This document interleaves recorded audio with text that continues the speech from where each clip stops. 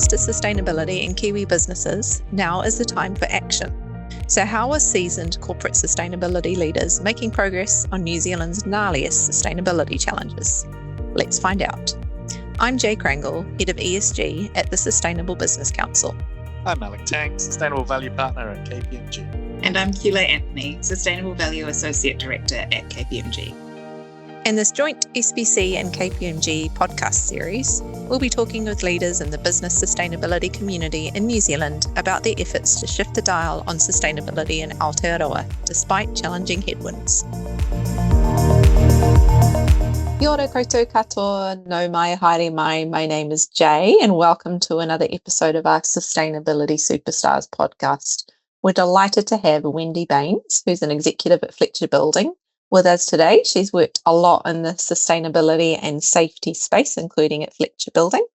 We had a chat before and she was telling us about the origin of her career, which involved working as a wildlife biologist. So we could probably do a whole separate podcast on what it takes to capture a porcupine and put a radio collar on them, but we will save that for another day. Welcome, Wendi. Kia ora. Thank you, Jay. I would be interested to hear a little bit more about what you do, but to put it in simple terms, how would you describe your job to a 5-year-old? To a 5-year-old. It's interesting you chose that age bracket. I'll never forget when I was asking my son, who was 12 at the time, what do you want to be when you grow up? And he said, I don't know, Mum, but I don't want to do what you do. I was like, why on earth would you say that? And he said, because all you do is sit on your laptop. So it's an interesting one, isn't it? How would I describe what I do to a 5-year-old? The way I described it to my son in the safety space was very much, you know how you need an ambulance when something goes wrong and someone's hurt? Well, I'm the one who helps the business make sure we don't need an ambulance. And then if I think about it from a sustainability perspective, when I'm down on my hands and knees with a little 5-year-old, it becomes really clear. You're digging in the dirt, you're playing with you know what I mean? You're in amongst nature. And so I'm the one who helps the organization do our bit to make sure that, they've got those amazing outside spaces to play in where fresh water, healthy environment, healthy trees, great communities, all that good stuff. So if I was describing to a 5-year-old, that's probably what I'd say. Great trees and great porcupines to wrangle as well, Wendi. Over to you, Alec. Brilliant. Yeah, thank you, Wendi. And I think it's and we talked about in the prep. I mean, your dual role looking at safety and sustainability, so many parallels. I love that analogy of how do you avoid having an ambulance in the same way. There's a dual role in sustainability, right? How do we try to avoid, but also recognize where we are, and so how do we remediate some of that stuff? So it's some interesting concepts there. But my question, or it's a dual question here about so with all that in mind and the work you're doing, what is the wicked or the particularly tricky sustainability challenge that you're trying to address, and we'll follow up with a bit of a what's the biggest lesson from tackling that challenge? I'd see it as two problems, and I think you sort of alluded to the one. So I'll start with there's an internal and there's an external challenge. So I'll start with the internal challenge, which you kind of alluded to. Safety is different than sustainability, absolutely. And I've sustainability, as I was saying earlier, sort of popped in and out of my wheelhouse from time to time. I started there as a wildlife biologist, as Jay introed it, but depending on the need of the organization, it can ebb and flow. Whereas safety is kind of a solid, everybody understands it in an organization.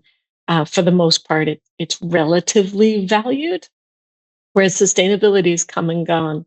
Now, an interesting internal reflection we've had, so just as a reminder, Fletcher Building is a $9 billion revenue, 25 different businesses across Australia and New Zealand. So I'm sitting at the executive reporting into the CEO across all those businesses. But the problem I have is, as I spoke to the general managers, so the way that I often operate as a good engagement sort of sense check in the organization is I'll run listening groups. Listening groups are basically you sit and you listen. What's going on for you? How do you think about this? You might pose a few questions to them. And one of the questions I had is, how do you feel about our progress and where to from here? We're going through an operating model change, another wicked problem, but we're becoming more decentralized. How do I get 25 businesses to own sustainability and keep that level of energy up? And and that success when I've only got influence and maybe a bit of governance. And interestingly, the general managers who are like CEOs, basically, of all the businesses, they said to me, look, Wendi, to be honest, we probably got all that success because you set targets, not because we knew why. And so the wicked problem I've got internally is to create a collective why.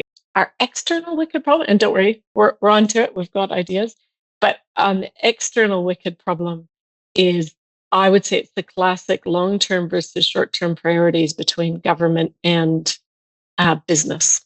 So I'm going to give you a very specific example, and hopefully you've read about it in the news. Hopefully it's getting enough airtime, but I'm happy for it to get more airtime.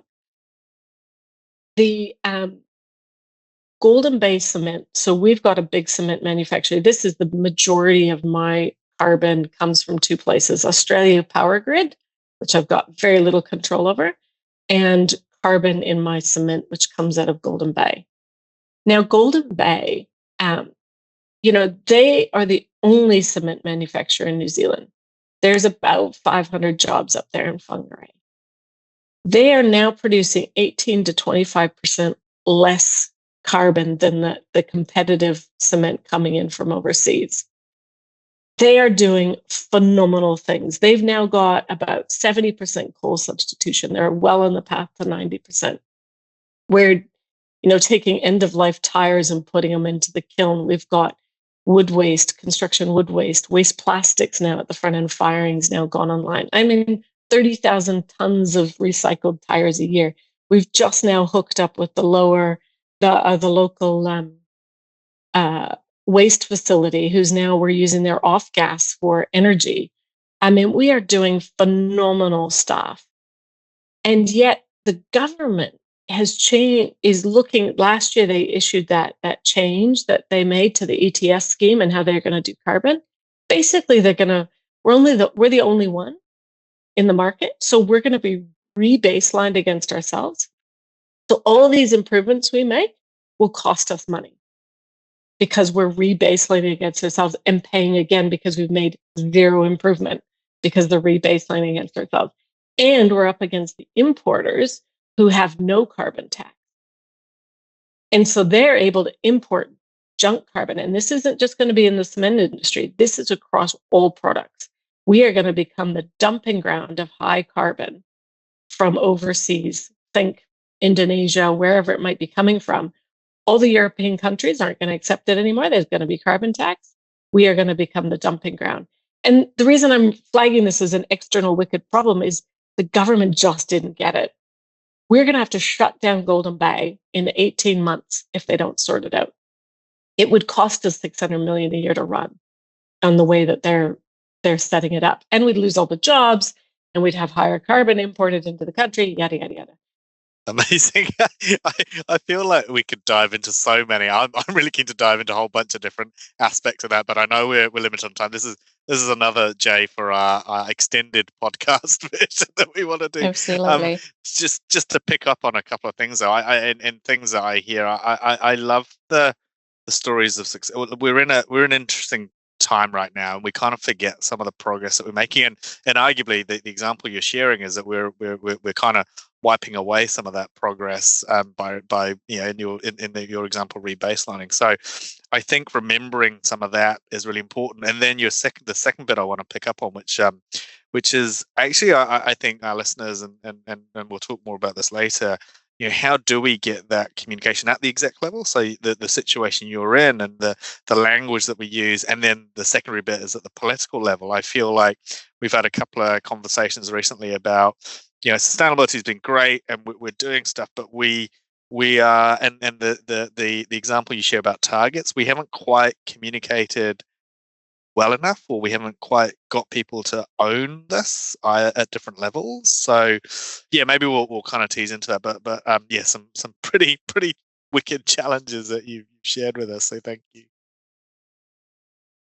I think the thing that you're alluding to is how it's evolved over the years. So for example, 7 years when I got with Fletcher Building and I was owning the sustainability or the environmental side, And I remember bringing a strategy to the table talking about circular economy. And that all the executive looked at me like I was on crack. They were like, what are you to circular what? They had no idea. I'm like, Ellen MacArthur. They're like, what? Anyway, you go into the exec room now and oh my God, I am just a facilitator in the back room. Like I just have a couple of hands on a couple of reins and they are owning it. They are speaking carbon and tons and CBAMs and circular and, that's just phenomenal. Their understanding of it now is far superior than it was 7 years ago. And we do, to your point, we do not give ourselves credit for the movements we've made in that regard. They absolutely lead it, which means it's integrated into their decision models. And therefore they are going to, can the science prove that it can happen? Is it technologically possible? And is it financially feasible? That's their call, right? But we are up against the why. I don't think that's clearly understood by everyone. And unfortunately, regulation had to get us there, but it won't take us long term. Brilliant. Thanks, Wendi. And like Alex said, we could probably do a podcast entirely on porcupines and cement, which would probably have a super niche audience, but I would listen to it. Kind of last question last formal question is, having looked backwards, I guess looking forward, what is your hope for the future of sustainable business? I think like anybody, I hope for the integration where it's no longer a thing that has to be highly regulated. I find the regulations incredibly distracting and they're not promoting good behavior amongst directors in particular, but generally in the business environment. It got us to a place where we needed to get to. It gave us that little bit of push, but we're not going to get long-term solutions. Businesses need to own the long-term solutions. And it's interesting. Everybody says, well, if the customer wants it, then it will happen. Well, sort of, but the customer won't pay for it. So this is where technology has to come in. So we in the business sector have to have the want and the drive, and a bit of reward, from either investors or from government, tax relief, whatever it might be.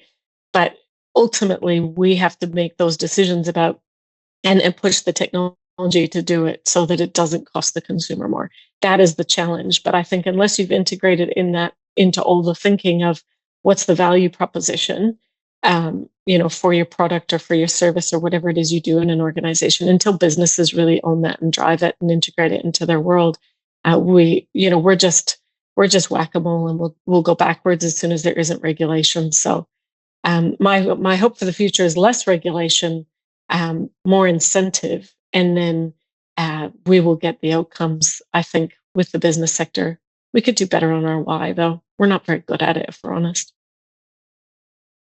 Great.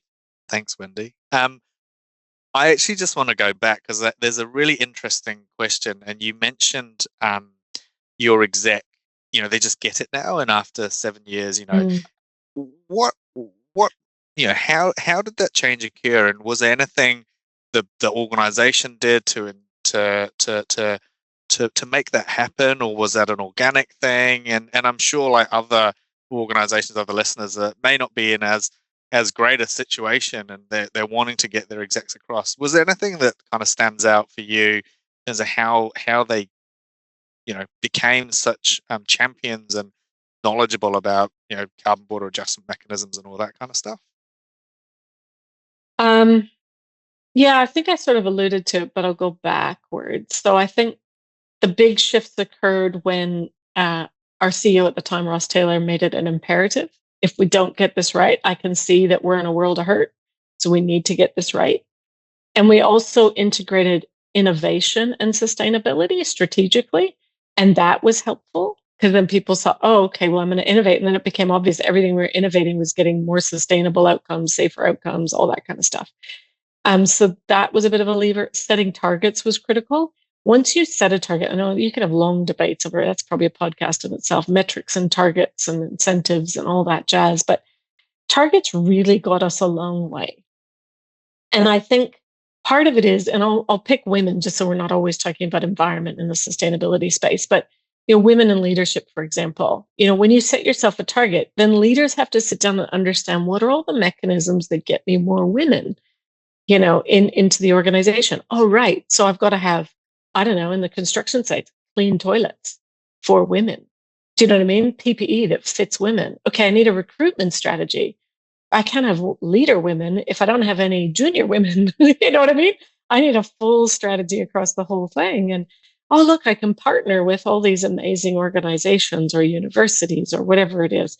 And so they start to be curious about, well, what's holding women back from putting up their hands? It's the flexible mornings to get kids to school. Do you know what I mean? Or whatever it is. It's parental leave. Well, let's give parental leave to men as well.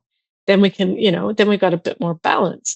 So anyway, it's just, I think once you set targets and ambition, then you start to try and understand all the things that flow into it. And then leaders naturally become more curious and try to solve these problems. And by doing so, become so much more educated, right? Through the process. I love the concept, and Jay and I, we've done a series of workshops around driving change, and the importance of metrics and targets is critical. Targets drive business, but the way that you described it as targets as a way to prompt thought and to probe the question, the challenge, I think is really, really beautiful. Like, it's not just we set something out there because of it's what we want to shoot, but we want to understand this problem. So how do we do that? I think that's a really insightful way of thinking about metrics and targets, which we know drive the organization. The challenge I've got right now is now I'm looking at it and going, but I set all these metrics that half the business doesn't even understand because they don't have EPDs, right? Construction, distribution. They're like, what? What are you on about? That doesn't resonate for my people, but yet it's up there.